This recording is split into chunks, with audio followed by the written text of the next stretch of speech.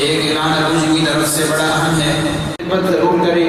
اور ہماری سامعین میں ایک رونق ہمارے بھائی حافظ طارق صاحب ہیں، بھائی عمر صاحب ہیں، حاجی عبدالوحید صاحب ہیں، میں گزارش کروں گا کہ آپ اس چیز پہ کنٹرول کریں گے۔ نوجوان بھائیوں، آپ جب میرج ہال میں شادیوں کے موقع پہ جاتے ہو، کھانا 4 گھنٹے بھی لیٹ ہو جائے ناراض ہوتے ہو؟ اونچی آواز سے ناراض ہوتے ہیں؟ اتنا انتظار، ایئرپورٹ پہ انتظار اور کہیں انتظار کرنے پڑے تو آپ بڑی خوشی سے انتظار کرتے ہیں۔ آج خوشی سے بیٹھنا ہے، جلدی والی بات نہیں، مسجد کے ماحول میں ہیں، قرآن کی پرنور محفل میں ہیں، دعاؤں کی قبولیت کا وقت ہے۔ ذرا ایک بار پھر تجدید عہد کرے، ہاتھ اٹھائیں ذرا، نہیں سارے حضرات، پیچھے والے بھی، میں دیکھ رہا ہوں کچھ لوگ ہاتھ نہیں اٹھا رہے، ہاتھ اٹھائیں، ارادہ کریں، دعا کے آخری جملے تک بیٹھیں گے انشاءاللہ، بیٹھیں گے انشاءاللہ۔ صاحب خوش آمدید کہتا ہوں، حافظ خالد صاحب اپنے بیٹوں سے سمیت آئے ہیں، خوش آمدید کہتا ہوں۔ بروک فیلڈ سکول سے ماسٹر اشفاق صاحب، ہمارے بھائی ماسٹر ندیم صاحب، ماسٹر منظور صاحب، میں خوش آمدید کہتا ہوں۔ دولتانہ سے مولانا عبد الماجد صاحب خوش آمدید کہتا ہوں۔ راول پنڈی سے قاری اشرف صاحب کو خوش آمدید کہتا ہوں۔ ہمارے چاچو ترنول سے عبدالروف صاحب آئے ہیں، میرے ایک بھائی ریاض آیا ہے، تلاگنگ سے بھائی حمزہ آئے ہیں، میں سب کو خوش آمدید کہتا ہوں۔ اب اگلی بات پہ پھر آپ کی ماشاءاللہ کی صدا گونجنی چاہیے۔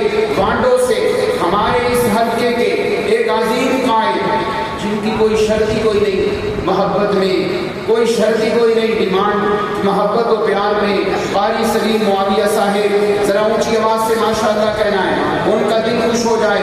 43 آدمیوں پر مشتمل قافلہ موٹر سائیکل پر آپ کی محفل میں پہنچ چکا ہے، خوش آمدید کہتے ہیں، کہہ دو ماشاءاللہ، ہاتھ بلند کر کے کہتے ماشاءاللہ، اور اونچی آواز سے ماشاءاللہ۔ یہ آنے والے حضرات وقت نکال کے آئے ہیں، ہم دل کی گہرائیوں سے آپ کو خوش آمدید کہتے ہیں۔ مولانا مدی الرحمان صاحب ہمارے ابو جی کے بڑے مایہ شاگرد ہیں، میں ان کو بھی خوش آمدید کہتا ہوں۔ ایک اعلان بڑا ضروری ہے، استاد عثمان صاحب کی خدمت میں کہوں گا کہ اس پہ عمل ابھی کروانا ہے۔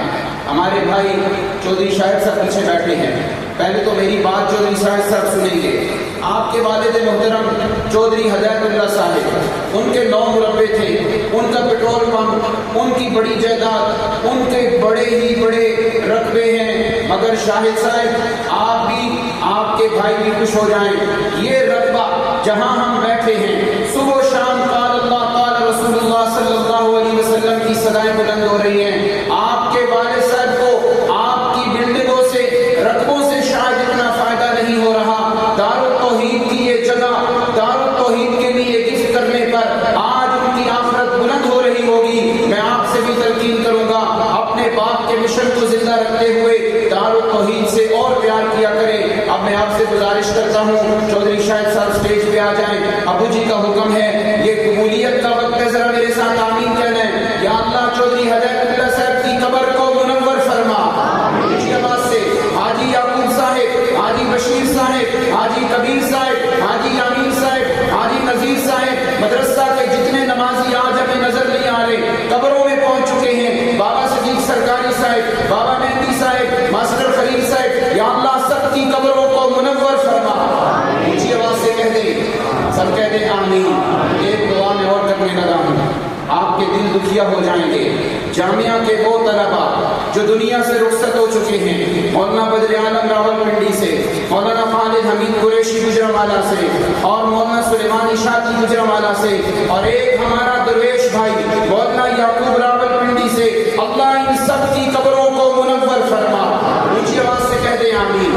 کہ بھائی آپ کو دعاؤں کی ضرورت نہیں، ذرا اونچی آواز سے کہہ دیں آمین۔ ماجد صاحب ہاتھ اٹھائیں، ذرا کہہ دیں آمین۔ اسی طرح شفیق صاحب ہاتھ اٹھائیں، ذرا کہہ دیں آمین، اور اونچی آواز سے کہہ دیں۔ میں دعوت دے رہا ہوں، اب اگلے مہمان مسلک دیوبند کے، وہ بھی عظیم قاری ہیں اور پہلی بار یہاں تشریف لا رہے ہیں۔ میں آپ سے کہوں گا، پنجاب میں، پاکستان میں قراء کی عظیم ایک منڈی جسے آپ کہتے ہیں، ہم اسے مدینۃ القراء کہیں گے۔ فیصل آباد سے ہمارے اس محفل میں نمائندگی کرنے والے ہمارے شیر دل قاری بدر القراء جناب قاری ارباب سکندر صاحب، جو پہلی بار یہاں تشریف لا رہے ہیں، میں التماس کروں گا نوجوانوں سے، ذرا ذرا کھڑے ہو جائیں، کھڑے ہو جائیں، ذرا سیاسی لیڈروں کے استقبال میں کھڑے ہوتے ہو، ذرا قرآن کے خادموں کے لیے بھی کھڑے ہو جائیں۔ میں استقبال کرتے ہوئے دعوت دے رہا ہوں نجم القراء قاری ارباب سکندر صاحب، مدینہ القراء فیصل آباد سے تشریف لانے والے، سارے فیصل آباد کی نمائندگی کر رہے ہیں 8ویں سالانہ محفل حسن کرام میں جناب قاری ارباب سکندر صاحب نعروں کی گونج میں نعرہ تکبیر، عظمت قرآن، شان قرآن تشریف لا رہے ہیں قاری ارباب سکندر صاحب۔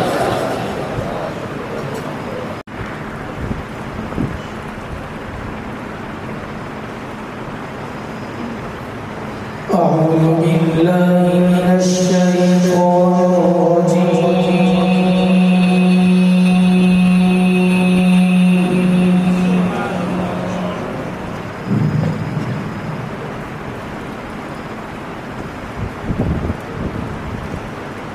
بسم الله الرحمن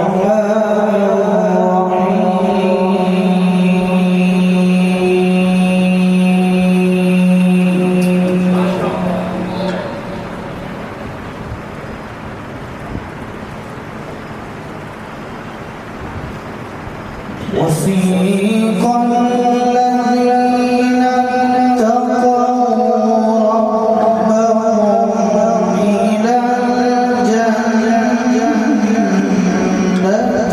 زمرا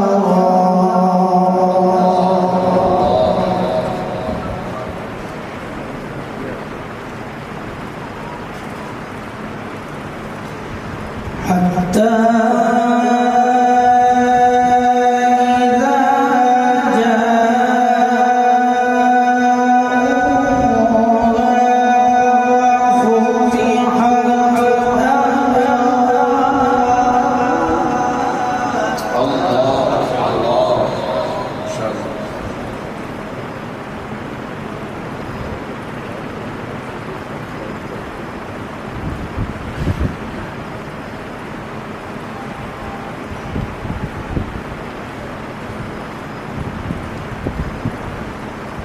وفتحت أبوابها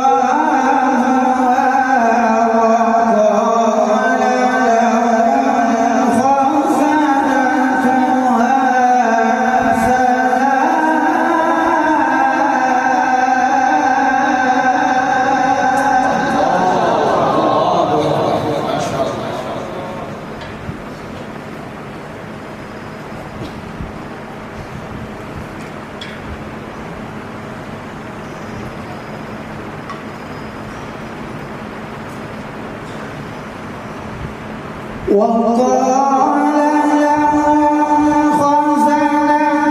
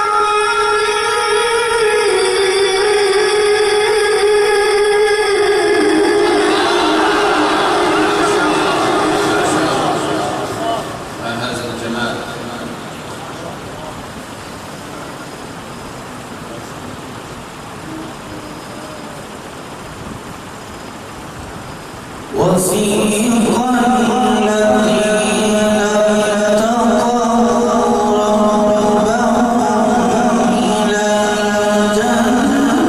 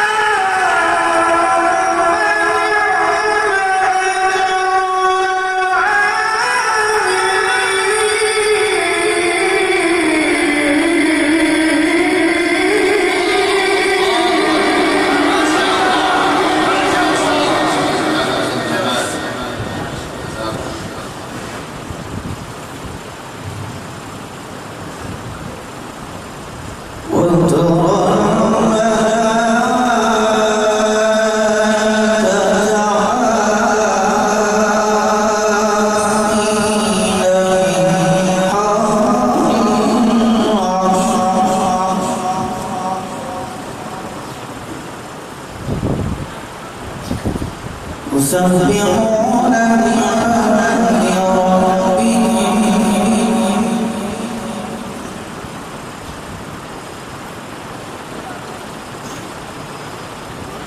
وقضي بينهم بالحق وقيل الحمد لله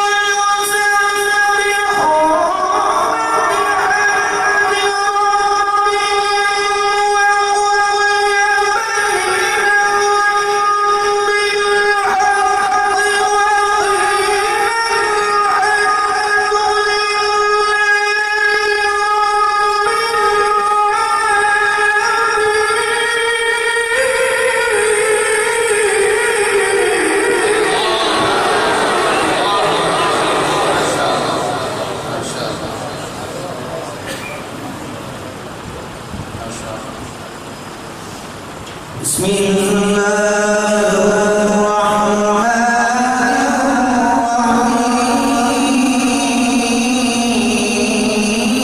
الرحيم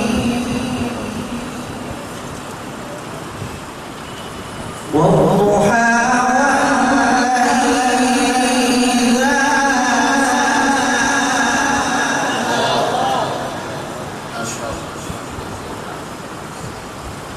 ما ودعك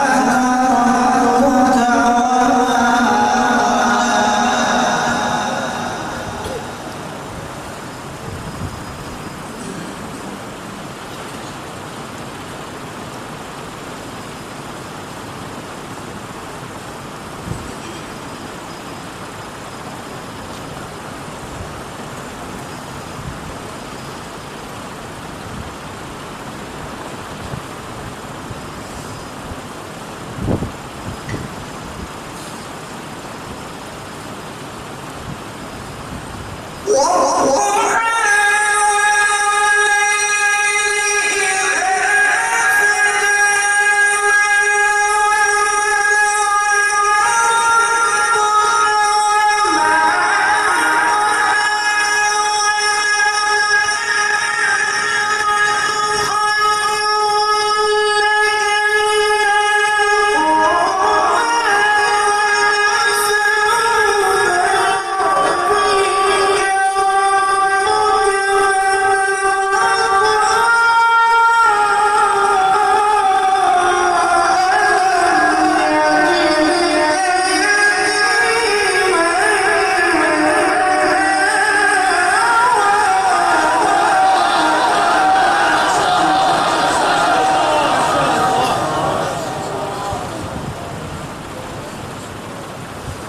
لم يجدك يتيما